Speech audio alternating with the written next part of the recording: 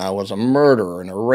I was kicked out of the Marines. I was kicked out of the Army. Dishonorable discharge and awful things. I was forced to file a lawsuit. When it comes to money, the little fame that I had, notoriety.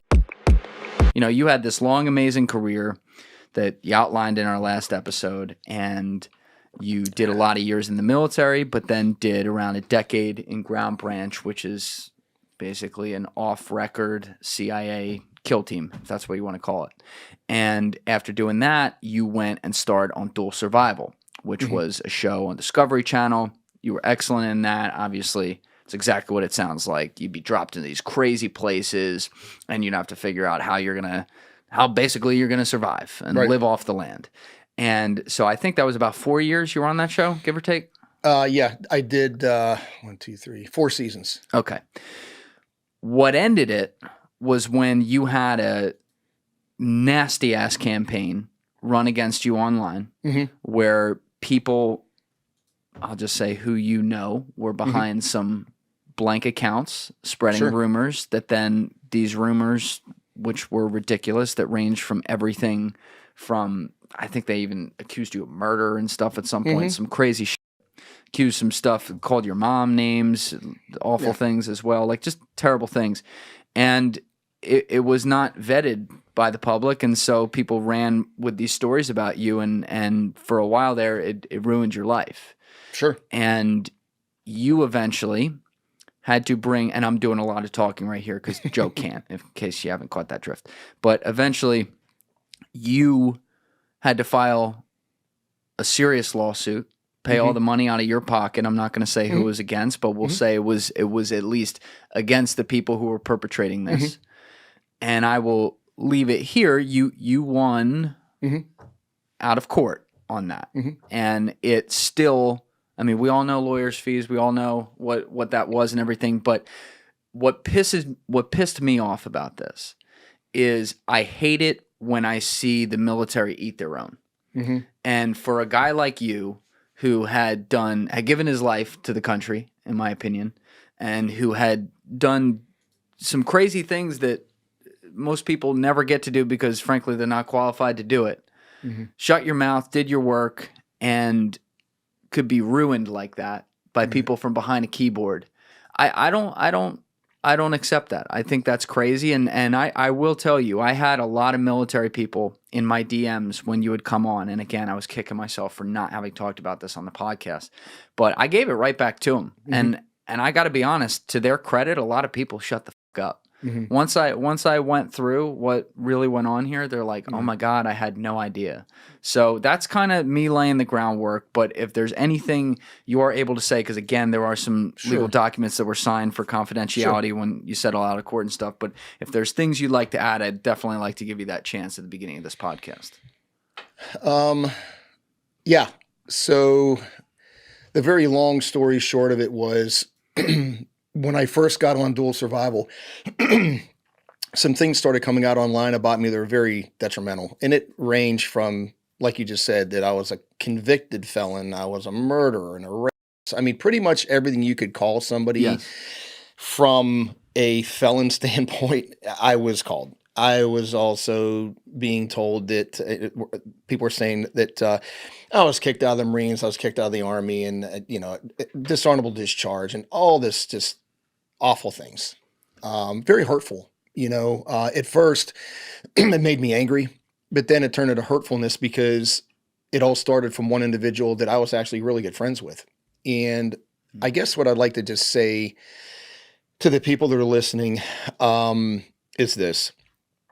One, I was forced to file a lawsuit.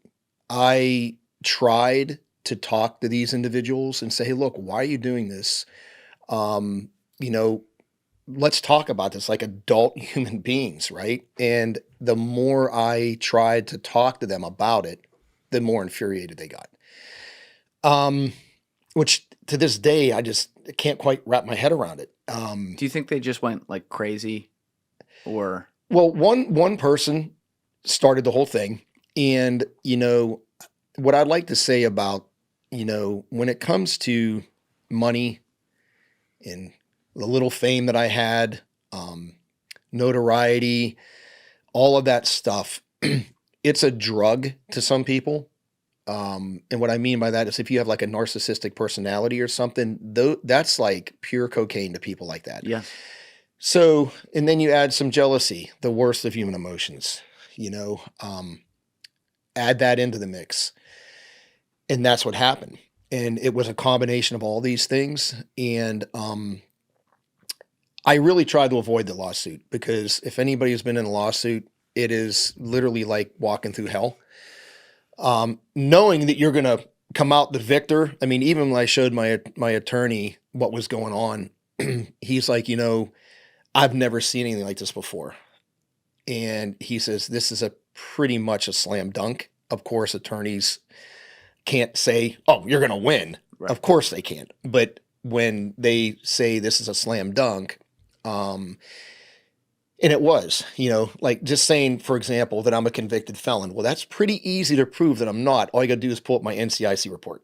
Right. I've got driving with expired tags, et cetera, speeding, but, murder. I mean, come on. And it's just, the sad thing is, Julian, is the thing that hurts me even to this day is a person that actually really believes that. Like, how could you believe that I'm even walking around and not in jail, for starters? Like, okay, let's just go there for now.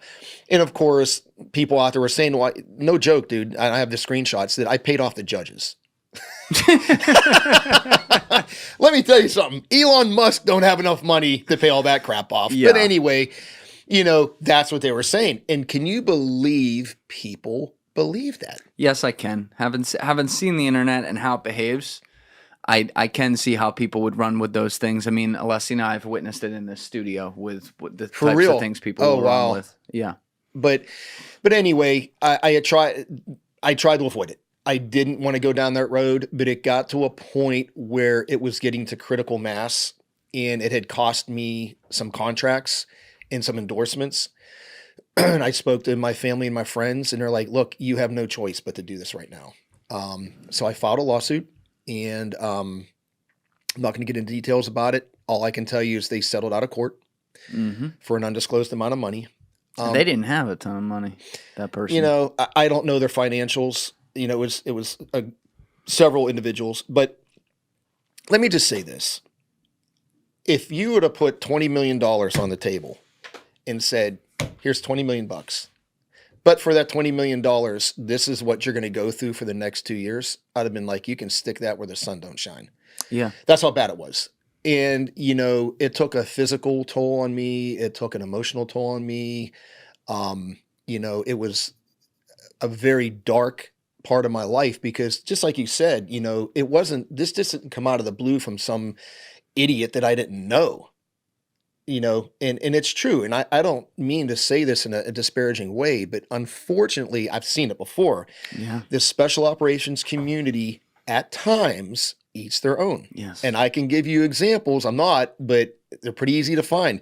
Guys that work together, they turn on each other. I'm sure you've even interviewed people, and these are good off people. Camera, a lot of stuff. Yeah. That's what I'm saying. And it boils down to, in my opinion, jealousy, some narcissism, a little bit of this, a little bit of that. And, but yeah, man, it was an awful time.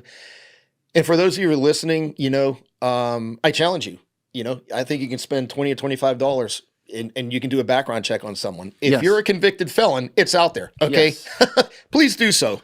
It wasn't even creative, some of the stuff they came up with. Oh, it's no. Like, this is like. But wait, hold on a second. It was actually very creative. No, I'm talking like the stuff, murder. Like, when you're doing that. But the other stuff, I'd talk about this. And it went into my military career that I had forged my DD-214s and and then I was dishonorably discharged. What's a DD-214? It's where it's basically your discharge paperwork. It shows the unit you were in, the dates of service, schools you've been to, your discharge, whether it's honorable, dishonorable, medals and awards and all that stuff. And so the big thing, here was the big thing. The big thing that these individuals were accusing me of was stolen valor. Okay? Yeah. Stolen valor, and again, don't take my word for it. Google it. Can you point the mic up at you a little more? Sorry. Stolen valor is when a person says they've got, and it's a list of awards like Medal of Honor, Navy Cross, Silver Star, Bronze Star, Purple Heart, saying you have one of those when you don't, and you actually use it to like monetize yourself. You're just guys, let me just tell you right now, I don't have medals. I have the been there, done that medals, but I don't have a Bronze Star or Silver Star. I was never in combat in the military, and we talked about that. Yes. Okay. Everything Don't have any. happened Don't have any. afterwards. Yeah. So everybody listen. Okay. I don't have medals from being in combat, but that's what they were saying. That I was a stolen valor. That is a complete and utter lie.